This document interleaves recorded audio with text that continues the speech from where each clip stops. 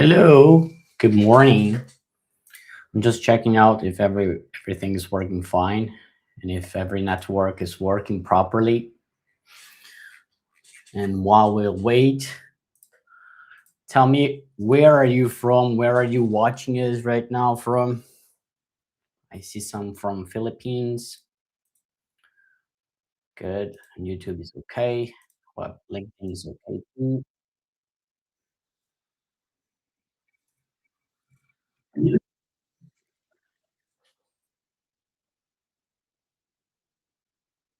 Okay. It's everything's working fine, I guess. So I see some from Philippines. I- Is there anyone else in there? Just let me know. So for those who don't know me, I'm Arthur Schaefer. I'm GLPI tech writer, and today we're talking about GLPI asset management, which is something that a lot of people ask for, which is one of our main modules in GLPI. So I do like to speak about it. It's very complex. It's long, and I hope I can tell you a little bit more about what we can do with the GLPI agent and also the GLPI asset management. I see people from Europe. Good. It's afternoon in Europe. Nice. France, Switzerland, Spain. Good. Belgium, Chile. Hola. You're next to me. I'm in Brazil. For those who don't know, I'm Brazilian, so I'm in Brazil. Hi. So let's start with what we have for you.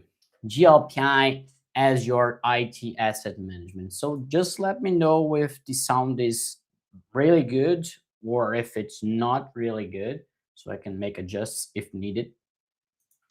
But let's start. I'm trying to see your chats. If you have questions, comments, please feel free to comment and so we can engage and speak and talk a bit during this event. The purpose of this event is not to showcase only, it's to talk to you. It's a channel where you can speak and we can comment on things. Support and issues you're having with GLPI are not going to be dealt with and during this webinar. We have other channels for that, but feel free to comment and we can also speak after the event. There's no problem. There will be also a survey about this webinar and also the ideas that we want to hear from you for next webinars, where you can also add your comments. They're not we don't have the names or emails of people that will respond to those survey, and but you can also add your contacts there if you want further contact from us. So let's start with it. Before we begin, let me ask you something. Let me come back here.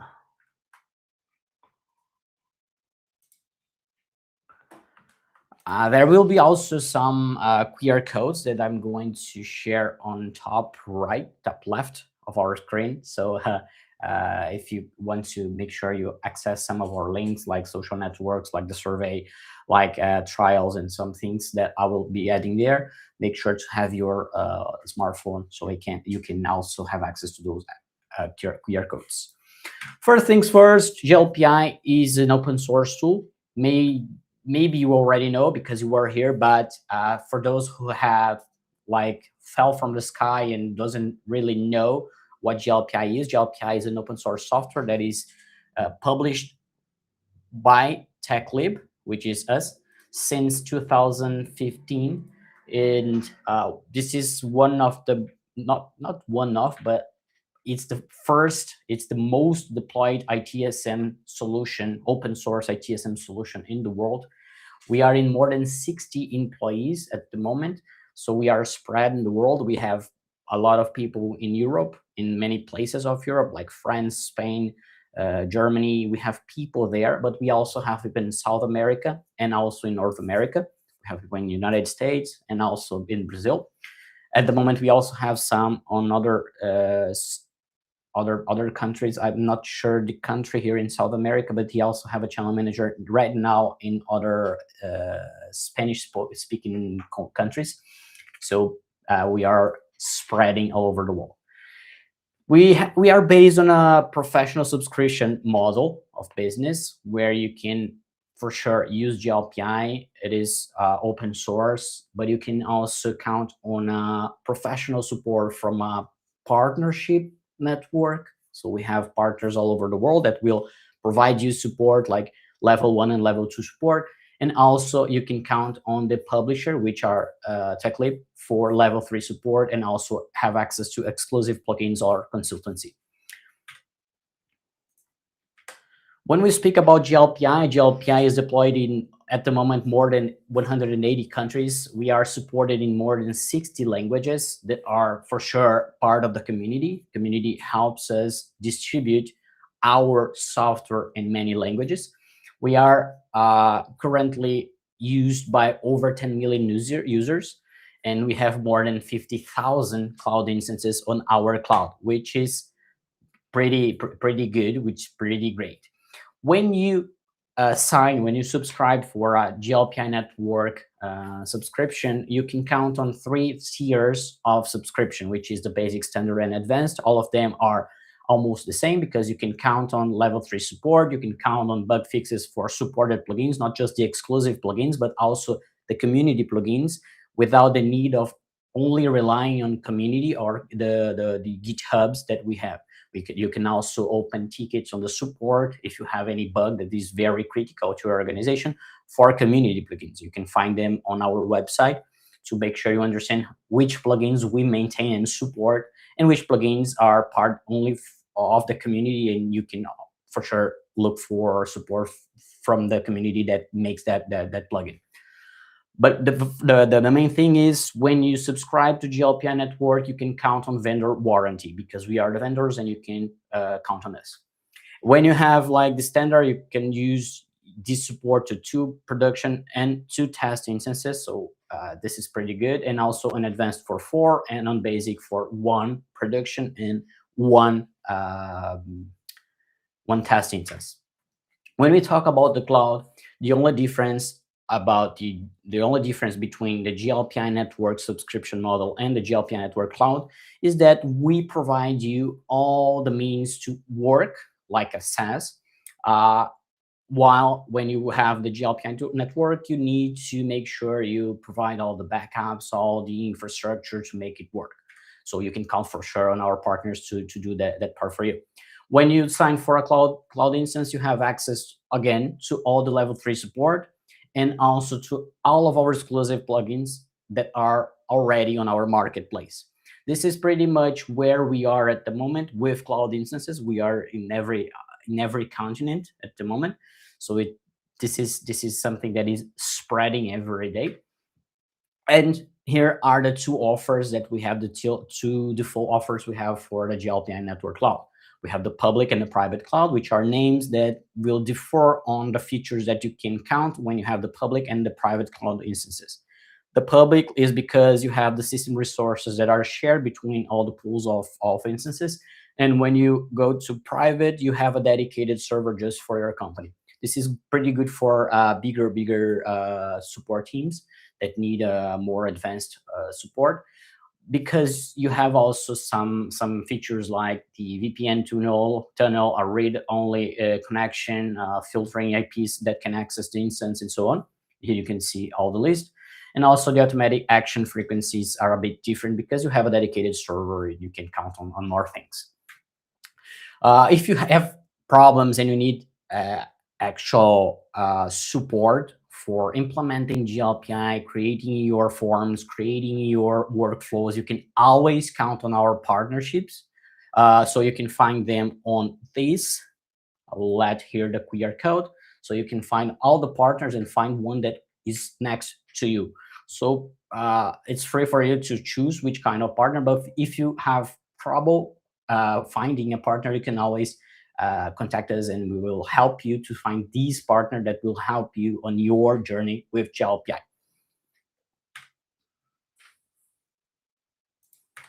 Let me see if I have some chat here. Good.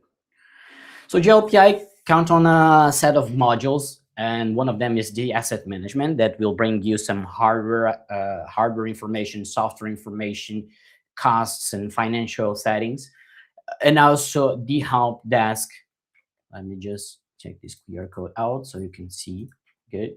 And you can also count on the help desk module. Today, I'm only focusing on these two modules, where I'm not going through all the other modules, but I'm going to showcase you an idea of how to bring all the software and hardware information to GLPI in two ways, and also how to make it useful to your organization.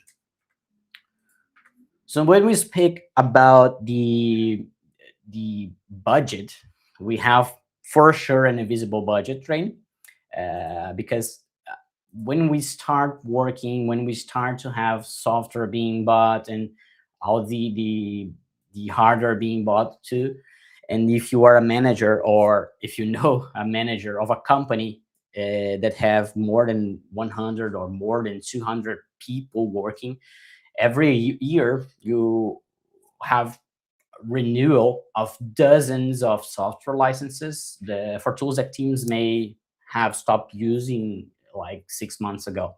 And since nobody flagged that, you are paying for something that will not use this year because the auto renewal is done and you can't have a refund. So this is not a good thing for companies that have plenty of software being bought every year. You can have a lot of money being drained all the sink. So if we talk about blind spots, they are a liability. We have to make sure that we are on the same page on that.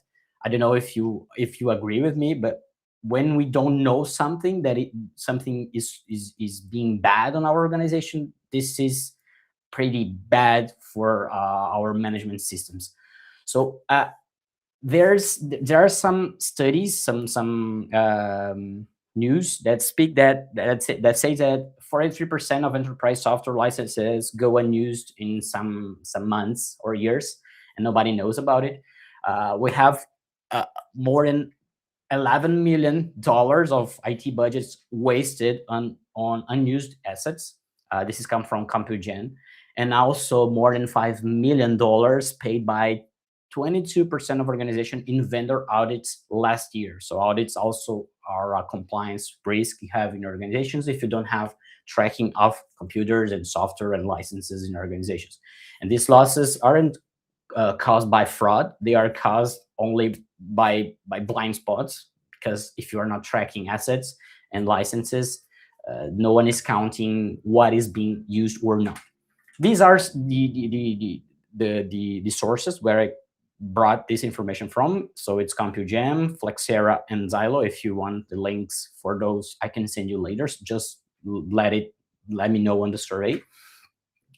And this is what full visibility actually looks like when we speak about GLPI. If you use GLPI, you can have hardware assets information, you can have software and licenses information, costs and life cycle if you manage it with maturity. And also you can have all of these related to ticket and support. So some of you may know GLPI by its service desk part, and some of you may know it by its hardware and asset management part. But today we are trying to mix those things and make it more profitable and useful for organizations that have this kind of maturity and needs in terms of management.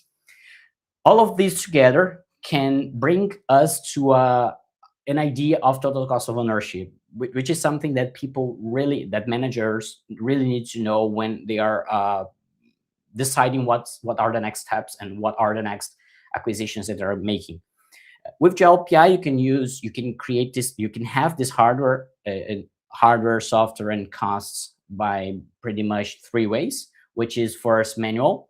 You can make it manually. You can insert all the data of assets manually, and also automatically. And when I say three ways, it's via the GLPI Agent Toolbox, which is the one that we are using today, and also the GLPI Inventory plugin. That's why there's a sign here that say no plugin required, because since GLPI 10, we have the GLPI inventory bringing information from agents automatically without the need of having an external plugin, which is not part of GLPI. So now it's GLPI core since GLPI 10, and in GLPI 11, we have also all the custom assets that you can also bring automatically to GLPI if you have access to these. When we talk about the life cycles, here I have two suggestions. These are not rules, so you can also create your own life cycles. So on part of computers, we have computers that are ordered, in use, in maintenance, or end of life, or they are retired. This is pretty useful to know which computers you have in stock, or which computers you need to do the maintenance or preventive tasks. This is pretty good for reporting. And also in the part of licenses, you can see which licenses are active or are underused, and you can for sure cancel some subscriptions. Which ones are flagged as we are not using it anymore, or which ones are reclaimed or were reclaimed, so you have a historic of licenses that you have in your company. So let's come back to GLPI, and I will show you a little bit of the technical part, because I know some of you like the technical part. And before I open this, let me know if you are more a manager or if you are more an analyst, if you have some problems with asset management or some solutions that you wanted to have with GLPI, or you thought about and you couldn't find a way to do it on GLPI. So just let me know in the comments while I open the other page.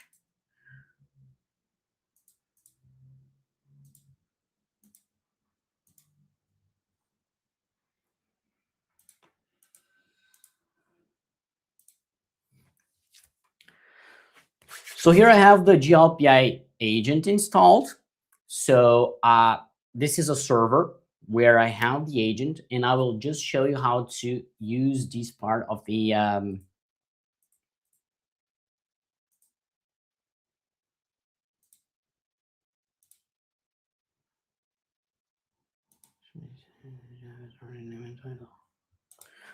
this part of the agent. So once you install the GLPI agent, since GLPI agent 1.5, you can have the toolbox. The toolbox is a way of dealing with GLPI agent as a part of the collection of information without the need of installing an agent on every computer or on every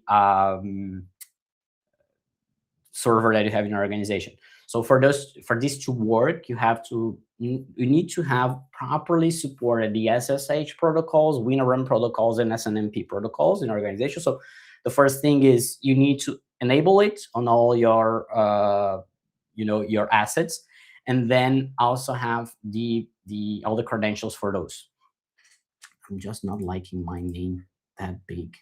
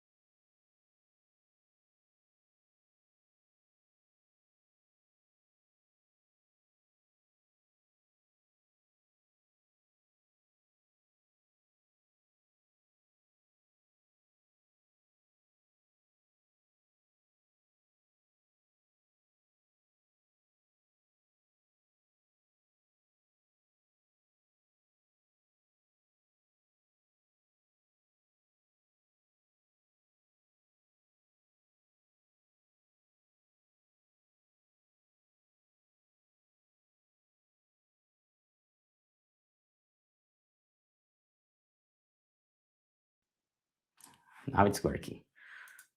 Live is live, guys. Sorry. So when I open my screen here, we'll see the computer, and then let me just find where I am.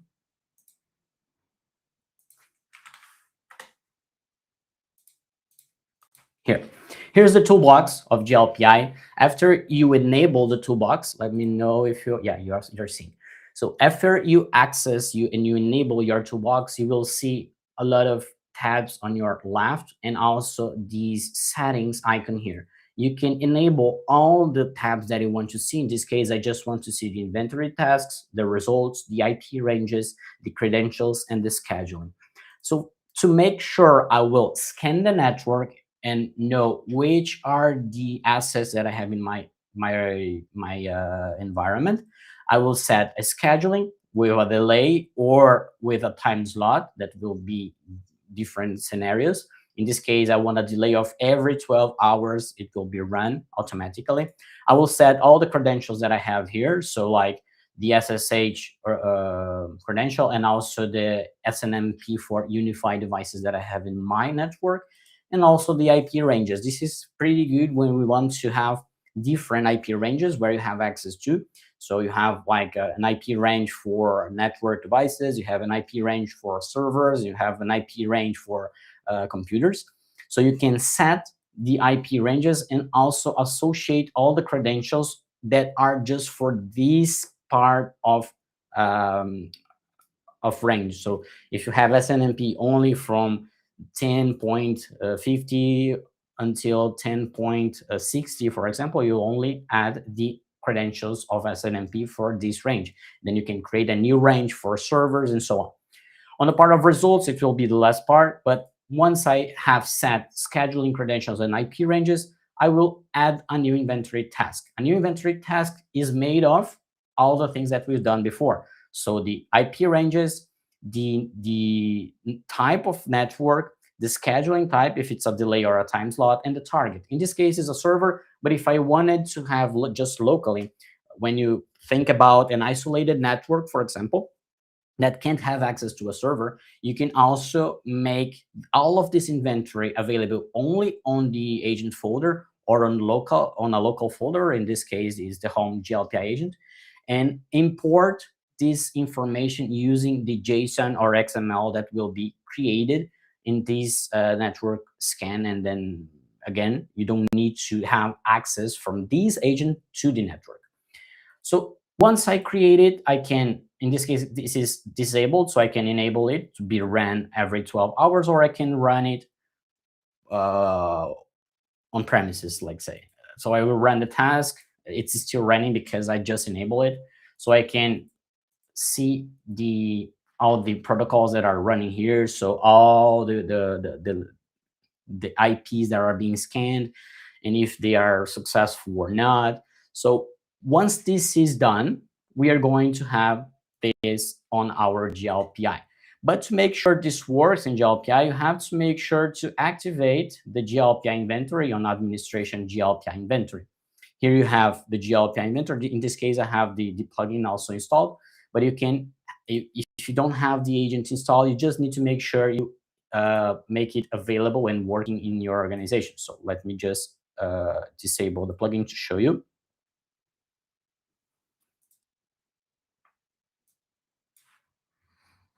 Let me see here the chat because I'm not seeing you.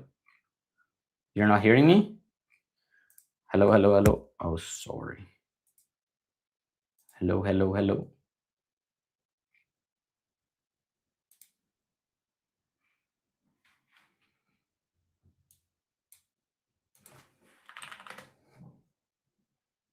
Hello, hello, hello.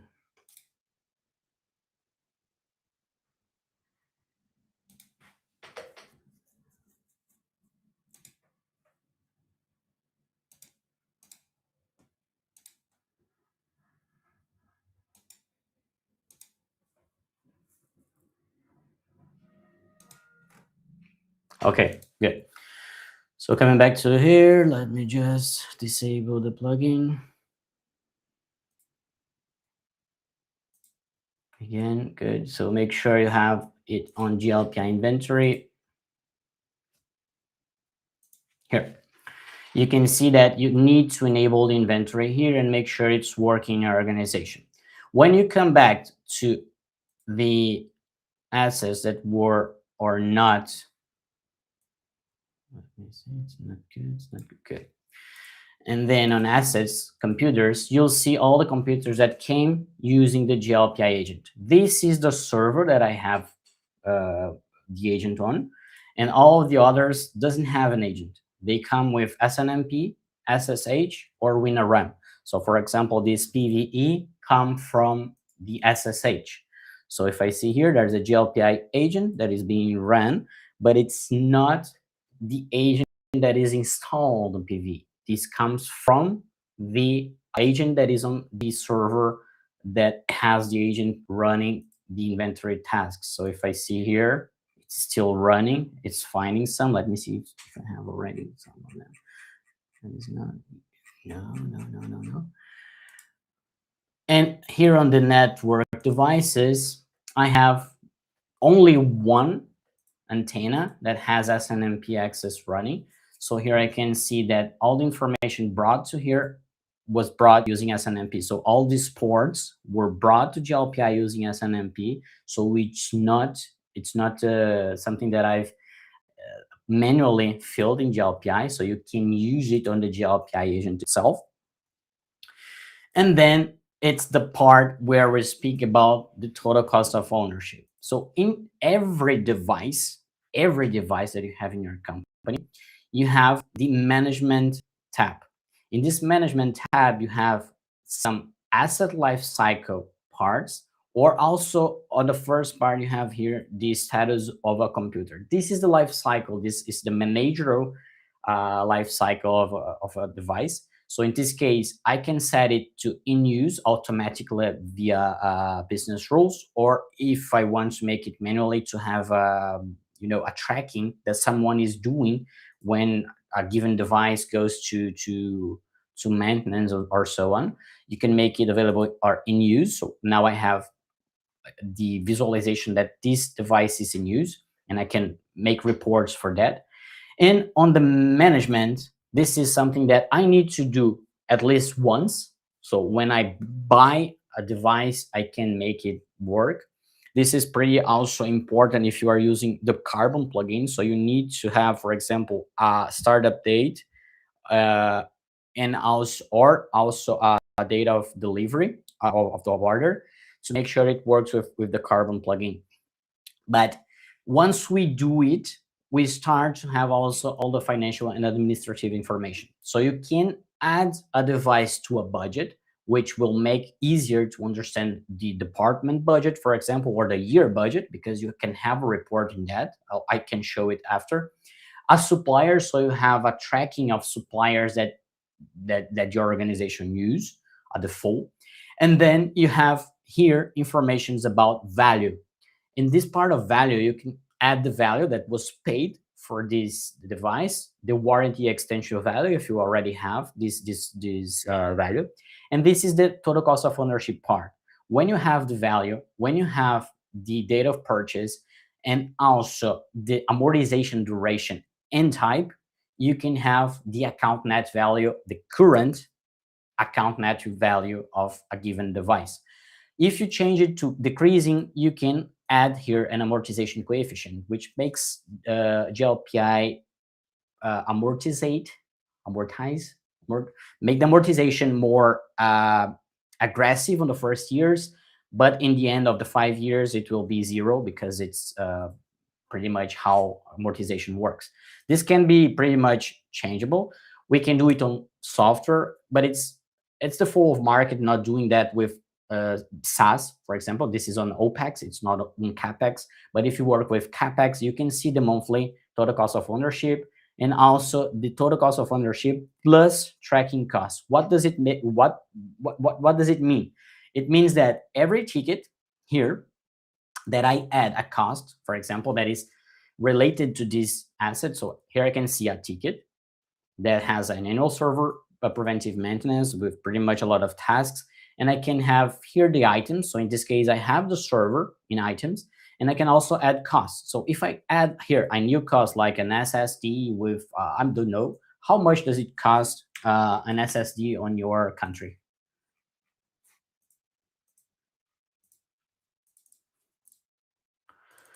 I'll let here like 30 and then add it. If I come back there, I will just solve this ticket and then I can see it. Let's solve it.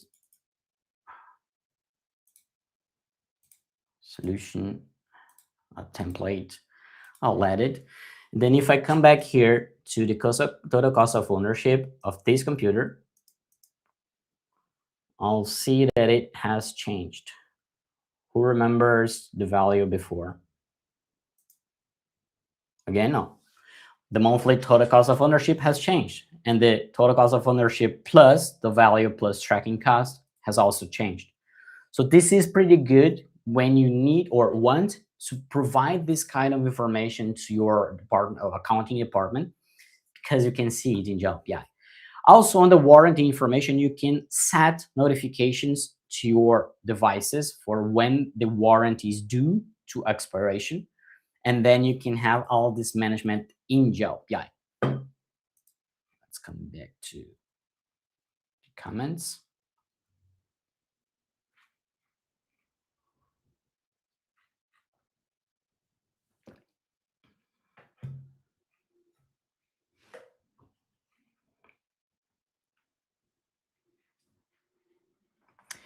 Guys, here's a question.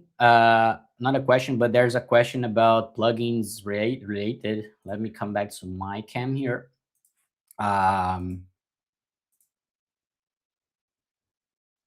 Just take it off. Stop. So if you are using GLPI 10 or 11, you don't need to have third-party plugins to use the asset management, the inventory, the automatic inventory. GLPI 10 has the GLPI inventory on its core, so you just need the agents communicating with the server.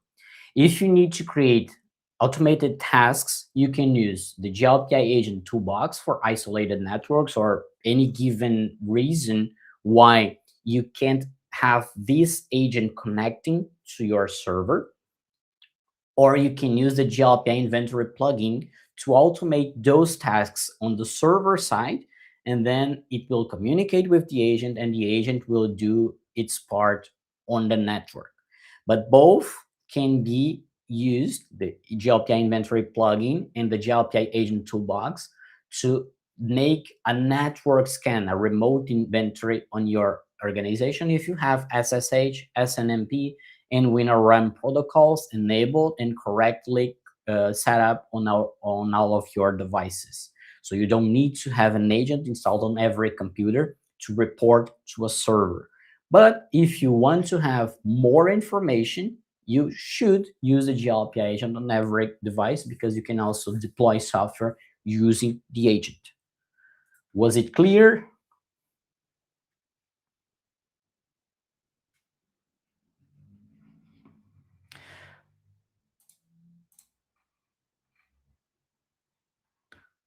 Let me see if I have any questions. Here's a question that I've answered to. Sorry. Credentials. Are these domain administration credentials used to access PCs and servers? It depends. You can create credentials only for inventory, or you can use the current credentials that are already on your server.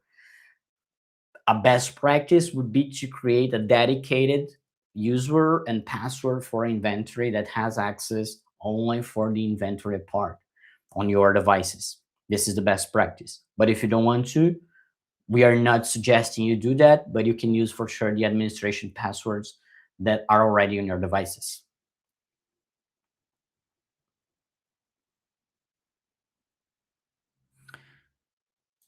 I guess this question is if an end user is able to see also the asset information. This is a good question, and I'm going to show you here. I'm sharing.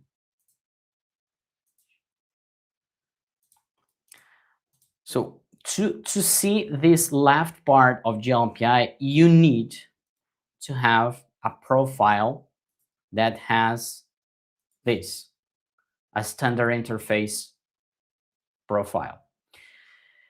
After you set the standard interface profile, this profile needs also access to the assets that you want to give access to. So answering to your questions, if your users are using a profile with a simplified interface, they will not be able to see assets because this is an administration part. But you can provide reports with, for example, Metabase that open here.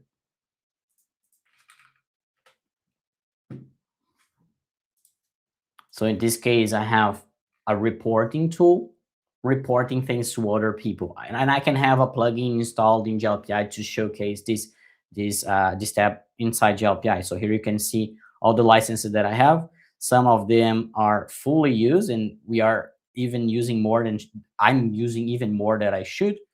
And I have here some licenses that are underutilized, because if you have seen the other video that we've spoken about licenses, when you when you buy licenses, you can assign these licenses to computers or devices, and then you can see how many you have available. So if I come back to GLPI here, I can see here in management licenses that this Windows 10 Pro IT bundle was bought. We have 10 of them, and just only 2 of them are assigned. So I can see all the affected items that I using this license. So I can have some information to my management and say, look, we are underutilizing this license. So one, we don't need to buy more licenses, or two, we need to make sure we use those licenses because we can only deliver it back to Microsoft, for example.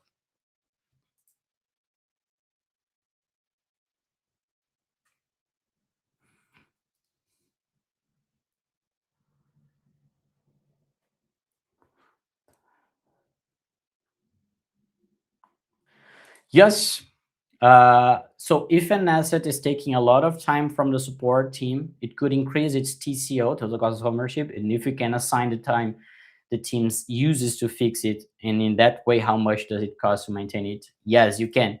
Because look, if you come back to the ticket and you add, for example, costs on time. So if I add here a cost based on time, add a new cost, and then like labor, you can say, okay, the time cost is like 2 hours, $1 per hour, and then you can set here the duration, like 2 hours. You'll see also this cost of $200 on the total cost of ownership of this given device. So yes, this is pretty much a way of seeing it.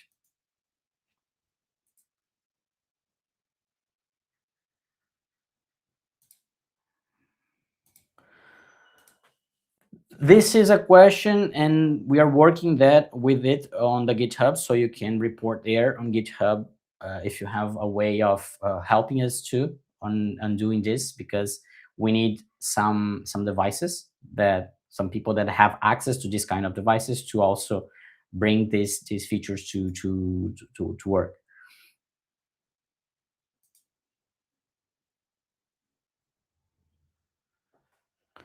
If you have suggestions, this is a good thing. We have on the roadmap of GLPI. If you open our page, you have a button called Contribute. This is regarding a suggestion here for Muscar. It's long. It will not fit on the page, but you can always work in this discussion here. We have plenty of discussion. We're not. You can click on Contribute, and then it will open the GitHub contribution part, the community part, where we can have discussions about suggestion you have for GLPI. This is where our team is always looking to.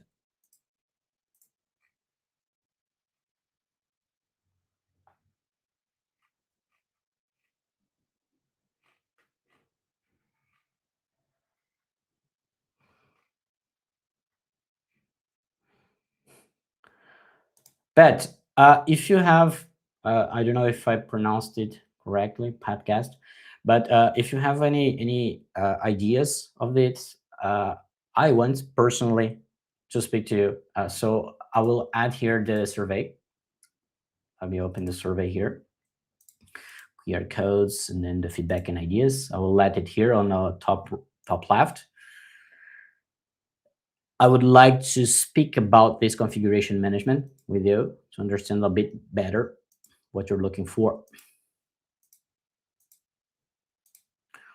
Scan it there. Give me your not just for pet this QR code, but you can also bring some ideas for the next webinars, and also the your opinion about this webinar.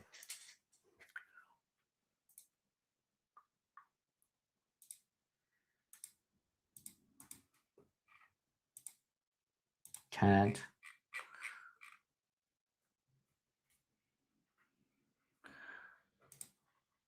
Yeah, this is pretty a way of doing that. SNMP with the ESXi servers. This is a way of bringing the information to GLPI, the SNMP. But if you have other approaches, please participate on the discussions on GitHub.